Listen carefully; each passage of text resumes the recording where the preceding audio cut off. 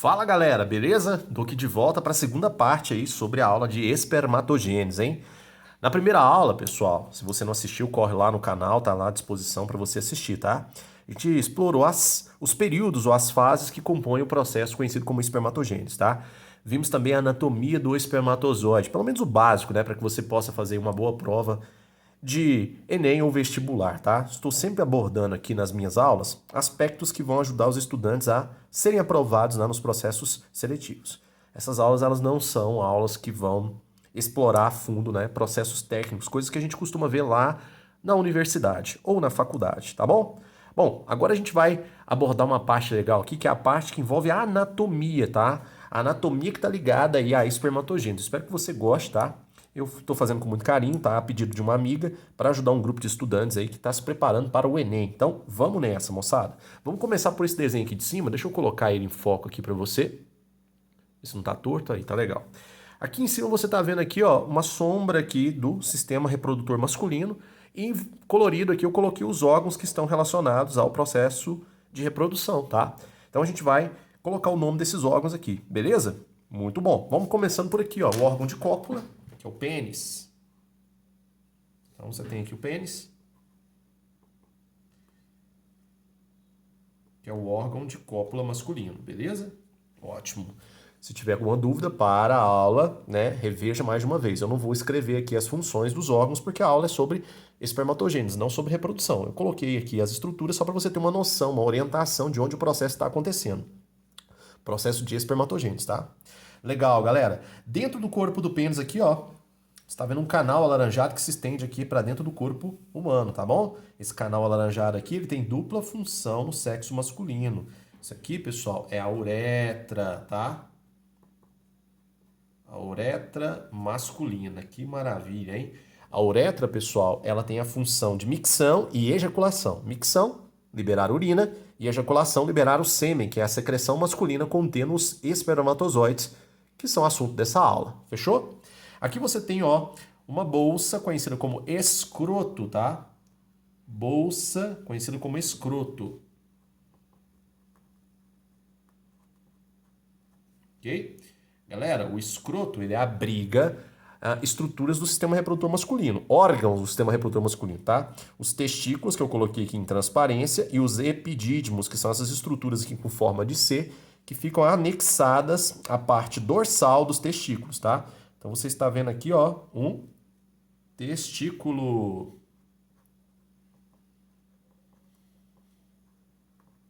Ok?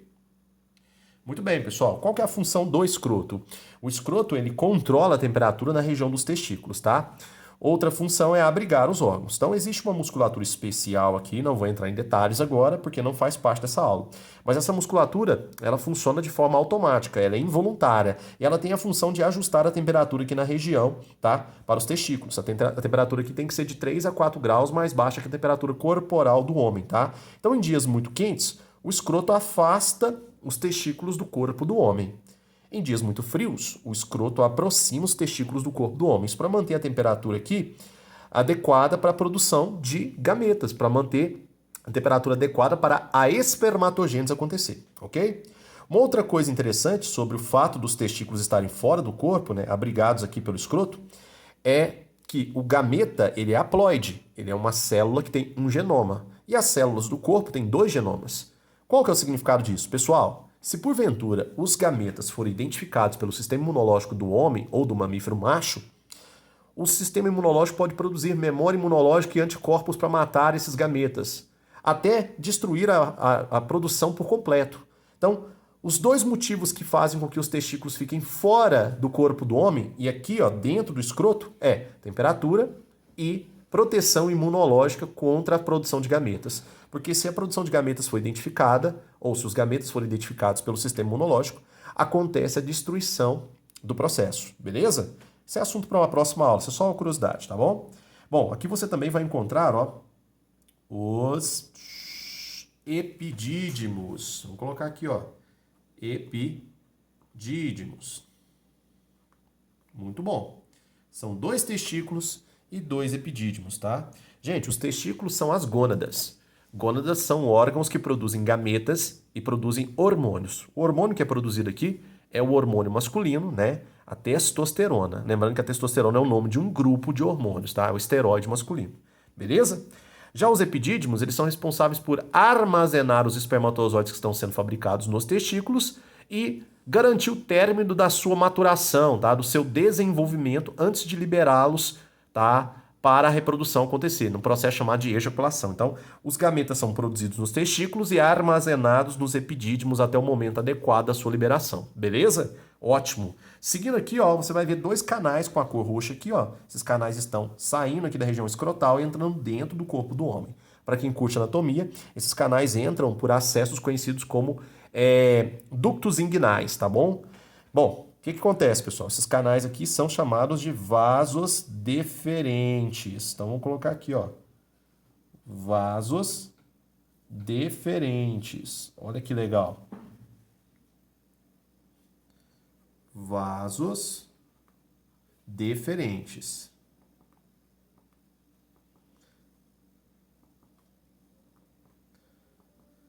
Você pode falar vasos deferentes ou ductos deferentes, tá? Uma curiosidade é o seguinte, existe uma cirurgia, né, anticoncepcional masculina que consiste no corte desses vasos aqui, tá? A gente chama essa cirurgia de vasectomia, tá? A vasectomia consiste em cortar esses vasos aqui, tá? Esse corte é feito de forma bem precisa, cirúrgica, tá? E o corte desses vasos evita que os espermatozoides deixem os epidídimos e cheguem até a via ejaculatória, que é a uretra, tá? Ou seja, o homem vai produzir um sêmen, o homem vasectomizado vai produzir um sêmen que não contém espermatozoides, ele tem apenas as secreções, tá? Que a gente vai falar daqui a pouco. Observe aqui para você ver, os vasos deferentes vêm, contornam essa bolota vermelha gigante. Essa bolota vermelha gigante, ela não está ligada à reprodução, mas ela usa o mesmo canal aqui, ó, que o sistema reprodutor usa para se esvaziar. Isso aqui que você está vendo é a bexiga urinária. Bexiga urinária. Ok? A bexiga urinária é o reservatório de urina dos mamíferos, tá? Lembrando que a bexiga masculina, né, que está em evidência aqui, ela é maior do que a bexiga feminina, tudo bom? E ela consegue suportar um volume maior de urina. Urina que é produzida por órgãos que estão aqui em cima da cavidade abdominal, que são os rins, tá? Aí olha que interessante, pessoal. Os canais, né, os vasos deferentes, eles dão a volta aqui, paralelamente à bexiga urinária, e se associam com essa massa roxa aqui, ó, que parece um saquinho amassado. Gente, isso aqui é uma glândula reprodutiva das mais importantes, tá? São duas. Uma desse lado, outra do outro lado. Não está aparecendo aqui no desenho. Isso aqui é a famosa vesícula seminal. Anote lá, vesícula seminal. Pessoal, a vesícula seminal, ela produz aí aproximadamente 60% do volume do sêmen, tá? Então, 60% do volume do sêmen é produzido pela vesícula seminal. A vesícula seminal fabrica um líquido que é conhecido como líquido seminal ou secreção seminal. Para que serve esse líquido? Esse líquido tem muitas substâncias químicas. Dentre essas substâncias químicas, você vai encontrar a frutose. Lembra da frutose? Frutose é o carboidrato que vai nutrir os espermatozoides, tá? Que vai ser usado pelas mitocôndrias que estão lá na peça intermediária. Beleza? Show de bola. São duas vesículas seminais, tá? Uma desse lado, a outra do outro lado, tá? Então são duas vesículas. Aí olha que interessante, pessoal. Entra aqui, ó, dentro dessa bolota rosa. Essa bolota rosa está representando aqui no meu desenho uma glândula exclusivamente masculina que a gente chama de próstata. Próstata. Gente, a próstata é uma glândula reprodutiva. Para quem nunca ouviu falar, tá aí a famosa próstata, tá? A próstata, pessoal, ela é responsável por produzir um líquido alcalino, que tem um cheiro bem característico, tá? Tem cheiro de água sanitária. Esse líquido alcalino, que tem cheiro de água sanitária, ele é conhecido como líquido prostático, tá?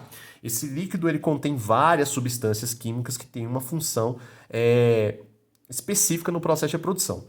Dentre essas substâncias químicas, você encontra substâncias que vão neutralizar a acidez da uretra masculina, porque aqui passa a urina, lembra disso? E do canal vaginal, que é o órgão de cópula feminino, onde naturalmente o homem ejacula no processo de reprodução, tá bom?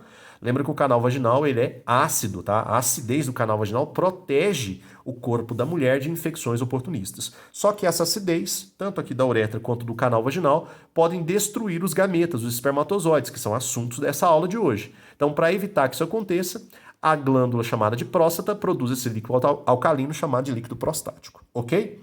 Uma outra coisa interessante que vale a pena você anotar aí é que aqui na próstata você vai encontrar substâncias chamadas de prostaglandinas. As prostaglandinas, elas estimulam contração da musculatura lisa, tá?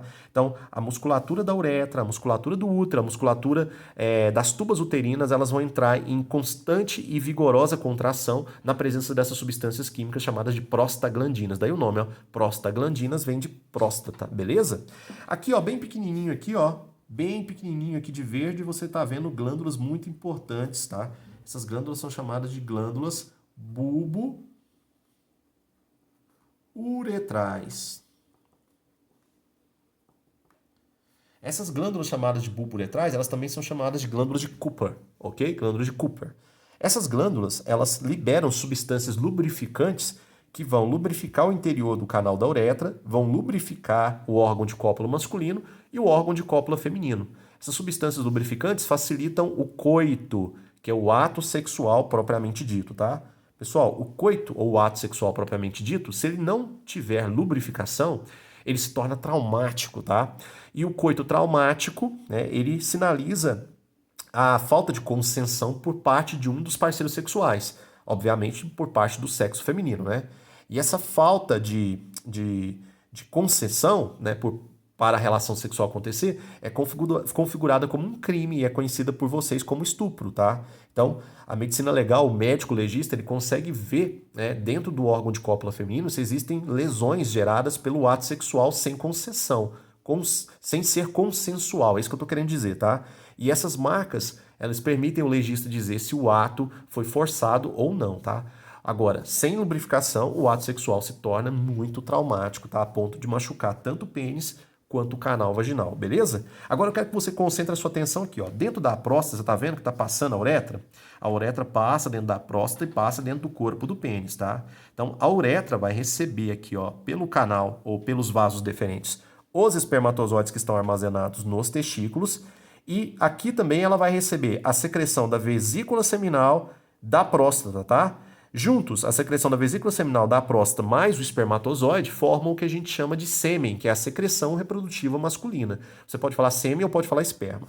Lembrando que os espermatozoides são liberados muito antes do ato ejaculatório propriamente dito. Então, antes do homem ejacular, dele entrar na excitação máxima e ter o seu orgasmo, que repercute na ejaculação, o homem já está liberando gametas, tá? Inclusive, pessoal, um pouco do líquido liberado pela glândula bulbo-uretral, né, que é o líquido lubrificante, se a gente levar ao microscópico, né, a gente vai ver que existe já uma concentração grande de espermatozoides, tá? A ponto de poder fecundar uma fêmea, tá? Fecundar, por exemplo, uma garota, uma mulher, tá?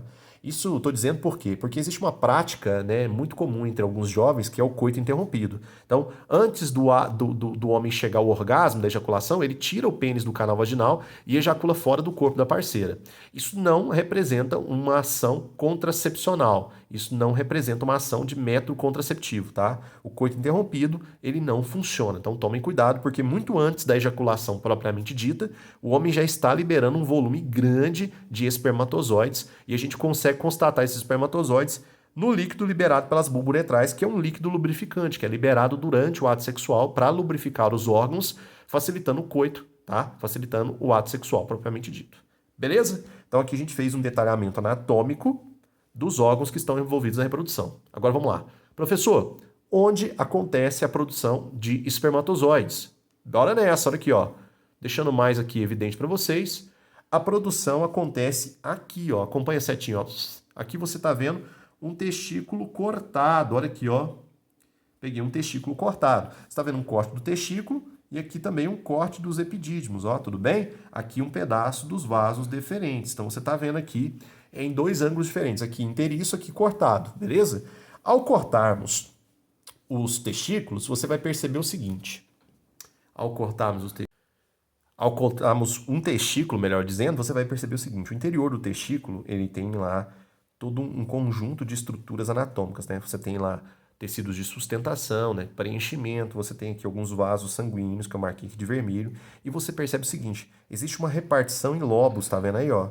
Pequenos lobos, pequenos compartimentos dentro do testículo, tá? Eu costumo até fazer uma analogia com meus estudantes, quando você abre uma mexerica, né, uma tangerina, você vê que tem uns gominhos, né? Quando a gente corta um testículo, dá para ver as repartições como se fossem gominhos de uma mexerica, só para vocês terem uma comparação, tá? E aí você vai perceber o seguinte, dentro desses compartimentos, lobos, a gente vai encontrar uma série de túbulos bem fininhos, tá? Parecem mangueirinhas enroladas. Esses túbulos, eu coloquei uma aqui em evidência para você, ó. A gente chama esses túbulos de túbulos seminíferos. Túbulo seminífero. Ok?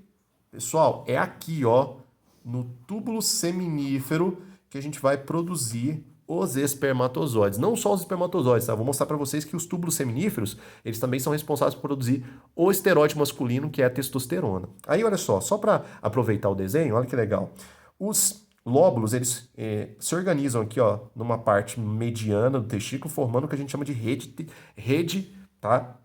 Testicular ou rede de túbulos, tá? E essa rede de túbulos tem conexão anatômica com o epidídimo, que já não está mais aqui, ó, em evidência no meu desenho. Aqui dentro do epidídimo você vai encontrar uma série de túbulos também, né? Esses túbulos vão confluir até formar o vaso deferente. O vaso deferente leva os espermatozoides até as vias ejaculatórias formadas pela uretra, tá? Uretra e as glândulas aqui que vão adicionar aos espermatozoides as secreções que vão mantê-los funcionando, tá bom? Legal. Então, onde acontece a espermatogênese, pessoal? Acontece nos túbulos seminíferos. Aqui eu coloquei um pedacinho do túbulo, ó, só para você ver que ele lembra muito um cilindro, ó. Existe um espaço interno, esse espaço interno é a luz, tá? É a luz do túbulo seminífero, e essa parte alaranjada que você está vendo aqui é a parede do túbulo seminífero, tudo bem? Agora vamos lá, presta bastante atenção. É aqui na parede, ó, tô pondo um dedinho aqui para você anotar aí.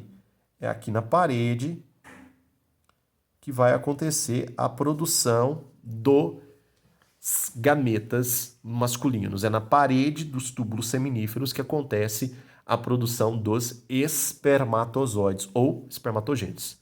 Ok? Deixa eu posicionar essa folha aqui, caso você queira tirar um print. Pã. Ótimo. Agora eu vou substituir essa folha por uma folha com um desenho mais elaborado, beleza? Ótimo. Tá aqui, ó. Muito bem. Deixa eu posicionar corretamente aqui para você. Perfeito. Ó, galera, o que você está vendo aqui? Vamos entender o desenho. Você está vendo aqui um monte de coisa colorida. Não se preocupe que eu vou te explicar agora o que é cada componente desse aqui. Um você já identificou, tem certeza, né? Essas aqui de cima já são os espermatozoides, né? Os espermatozoides estão sendo produzidos aí. Bom, dessa parte verde para baixo, tudo isso aqui, ó, vou fazer aqui uma chave grandona para você anotar aí, ó.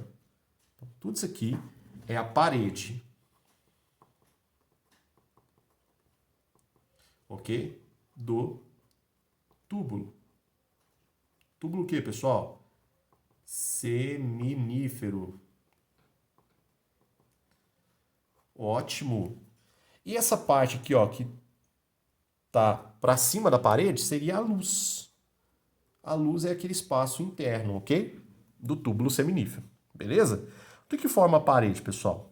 Essa parte que você está vendo aqui embaixo, ó, é a parte estrutural da parede. Essa parte de verde aqui, a biologia costuma chamar ela de epitélio germinativo, tá? O epitélio germinativo é formado por células que vão formar os gametas. Então essa parte alaranjada é a parte estrutural da parede, mantém a parede firme, tá? Como se fossem tijolos, uma construção. Aqui você vai encontrar tecido conjuntivo, fibras, né, de colágeno, musculatura especial, musculatura lisa, vasos sanguíneos. Aliás, essas bolotas vermelhas grandes aqui, ó, são os vasos, anota aí. Deixa eu ver se está certinho para você ver. Vasos sanguíneos. Tá? Fiz questão de mostrar aqui que os vasos sanguíneos, eles são importantes porque eles vão trazer toda a nutrição necessária para o epitélio germinativo funcionar corretamente. O que seria o epitélio germinativo? Essa parte verde que você está vendo aqui com as bolotinhas amarelas, tá? Beleza? Vamos lá então. Como é que funciona isso aqui? Funciona o seguinte. Ó, você tem aqui, ó, duas células gigantes, duas células verdes gigantes, que que são responsáveis por garantir a produção dos gametas. Elas mantêm o processo de produção do espermatozoide acontecendo. Essas células, elas são conhecidas como células de Sertoli, tá? Elas são chamadas de células de Sertoli. Em alguns textos mais antigos, elas são chamadas também de epiteliócitos sustentadores, tá? Eu vou colocar apenas célula de Sertoli, porque senão vai ficar muito estranho. Então, célula de Sertoli. Ok? Célula de Sertoli. Tudo bom? Pessoal, anote lá. A célula de Sertoli, ela é responsável por garantir a produção de espermatozoides. De que forma? Ela vai nutrir as células que vão dar origem aos espermatozoides e ela vai proteger essas células do sistema imunológico do macho mamífero. Tá? Se você estiver pensando em ser humano, do homem, tá? Por quê? Porque as células que estão aqui formando, né, o epitélio germinativo, uma boa parte delas são células haploides, são células com um conjunto cromossômico, um genoma. E células com um genoma são identificadas como células estranhas pelo nosso sistema imunológico. Então, o nosso sistema imunológico, ele combate a produção dessas células, tá bom? Então, as células de Sertoli, elas produzem o que a gente chama de camuflagem imunológica. Elas escondem tudo isso aqui para que o sistema imunológico não encontre isso e não destrua todo esse processo. Fechou? Então, elas dão sustentação para a produção, nutre as células que vão formar os espermatozoides e garantem a camuflagem imunológica, beleza? Show de bola. Aí você tá vendo o seguinte, ó, aqui embaixo, bem aqui embaixo, ó, próximo aqui à parede do túbulo seminífero, na parte estrutural, você tá vendo essas células aqui alaranjadinhas. Essas células aqui são as espermatogônias.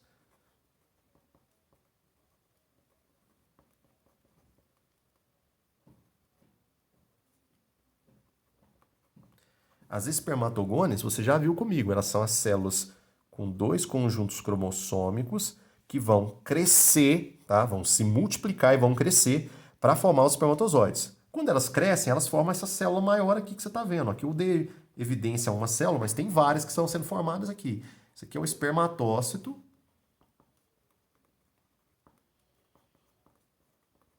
Espermatócito 1, lembra? Espermatócito 1, na verdade, é a espermatogônia crescida. Ela também é uma célula com dois conjuntos cromossômicos, é diploide. Aí o espermatócito 1 sofre meiose reducional, formando essas duas células aqui, ó. Deixa eu até colocar aqui o destaque, uma que ficou faltando. Essas células aqui que você está vendo estão destacadas, elas são os espermatócitos 2. Vou colocar aqui, ó, espermatócito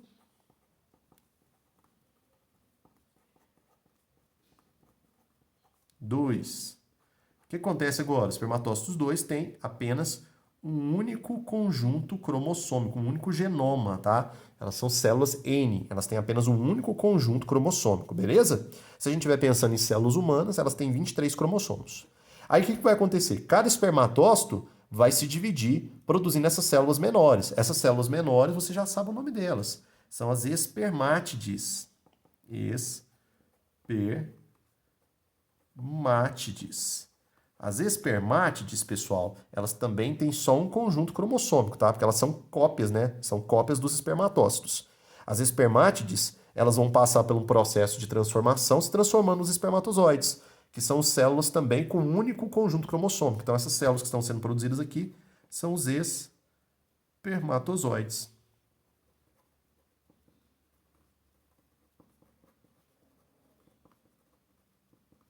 Ok? Agora vamos lá, igual eu te falei na primeira parte da aula, né? A primeira parte de espermatogênese, tá? As espermatogônias, elas se multiplicam numa fase ou num período conhecido como período germinativo, período de crescimento, né? Período germinativo. Beleza? Aí, elas crescem no período de crescimento, se transformando em espermatócito primário.